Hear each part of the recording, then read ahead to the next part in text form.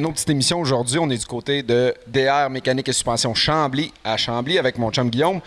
On est venu faire la première d'une série de chroniques. On va essayer de démystifier quelques mythes, là, puis expliquer quelques petites choses, pas nécessairement pour aller à l'encontre des mécaniciens Facebook, mais juste aider un petit peu, aider les passionnés de 4x4 à se faire une idée sur des petits problèmes mécaniques qu'on peut avoir. Surtout, aujourd'hui, on va parler d'un problème extrêmement commun, de quoi qu'on entend énormément parler sur les réseaux sociaux.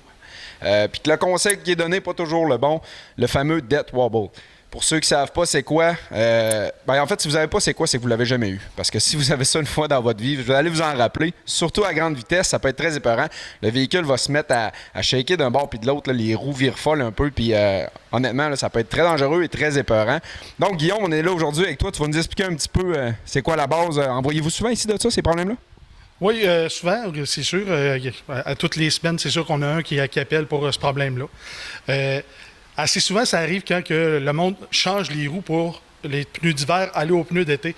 Là, le problème survient de ce côté-là. Ce qui arrive, c'est que le pneu surdimensionné, il est peut-être débalancé à comparer à l'année d'avant, ces affaires-là, puis ils ne s'en ont pas aperçus. De ce côté-là, c'est ça qui arrive. Oui, il y a beaucoup. Surtout, on parle de tailleur surdimensionné. Là, le pneu plus gros, ça va être un peu. Le problème va être exponentiel un petit peu, là, c'est-à-dire qu'une petite vibration, un petit lousse quelque part va être encore plus gros à cause de ça. Là, moi, j'entends sur Internet les mécaniciens Facebook que j'aime beaucoup appeler pendant l'émission. Mais un steering dumper, moi, ça a marché, c'est réglé. Est-ce que tu es d'accord avec ça? Non, c'est sûr que le steering dumper peut aider, mais c'est pas ça qui crée le trouble. C'est pas ton steering dumper qui est fini. En fait de compte, c'est une série peut-être de pièces qui commencent à avoir du jeu, qui arrive que le trouble se crée de ce côté-là. Donc, comme j'ai déjà entendu, le steering dumper, c'est un plaster. C'est-à-dire que j'ai un petit bobo, je mets le plaster, ça se peut que pour une couple de jours, crème, ça fait bien, ça fait pas mal. Mais si on arrache le plaster, le bobo n'est pas réglé, il y a encore quelque chose à régler. Donc, j'aimerais ça que tu me parles un peu des principales, on ne peut pas tout couvrir, mais j'aimerais ça que tu me parles un peu, en général, quelles sont les choses qu'on pourrait commencer à examiner. En général, au départ, c'est mettre le torque wrench ou serrer les bottes la bonne spécification, surtout au niveau de la track bar, des tie rods, des bas joints. On commence par ça, c'est un début de ce côté-là. Donc, les éléments de la conduite en tant que tel, resserrer nos boulons, que ce soit pour un changement de pneu ou si vous faites du sentier, faites de la trail, un lousse se crée souvent, ça peut arriver. Oui, regardez les spécifications pour les torques pour vos bottes. Commencez par là. Ensuite? C'est sûr que les jeux de, mettons, une bielle, on va dire une tie rod, pour ceux-là qui côté des bas joints, peut avoir un jeu anormal qu'on ne voit pas nécessairement, mais ça prend vraiment une technique pour vérifier parce que il y a différentes façons. Mais il y a une façon qui est plus précise. Fait que c'est ça de ce côté-là. Après ça, comme je l'ai dit, les tie rods, on peut avoir jusqu'au driving shaft, l'arbre de transmission, avant que le glissement, les splines sont coincés, peut créer ça. Le monde va être sceptique, mais je l'ai déjà vécu de ce côté-là. On a les joints de roue aussi, ce qu'on appelle les croix, qui peuvent créer ça. Fait que c'est beaucoup de choses.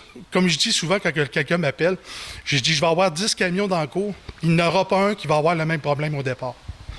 Moi, je comprends. Donc, c'est un peu facile de dire sur Internet, de regarder une chose, mais en fait, il y a une bonne liste d'épiceries à vérifier, tout ce qui est éléments de conduite. Est-ce que ça peut venir des pneus, le gonflement, les roues, l'alignement aussi?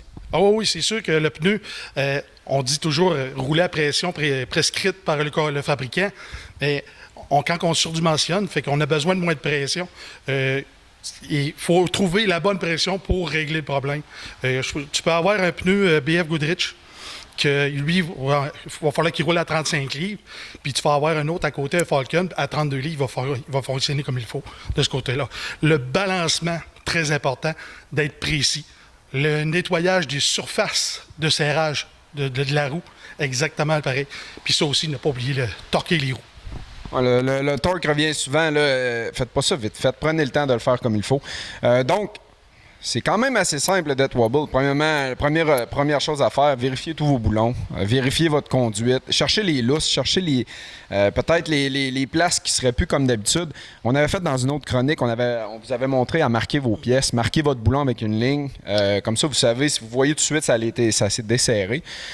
Donc, on parle de roues, on parle de balancement, on parle de toutes les pièces de la conduite. Steering damper peut aider, mais c'est pas nécessairement la clé. Est-ce que ça peut arriver sur un véhicule neuf non modifié aussi?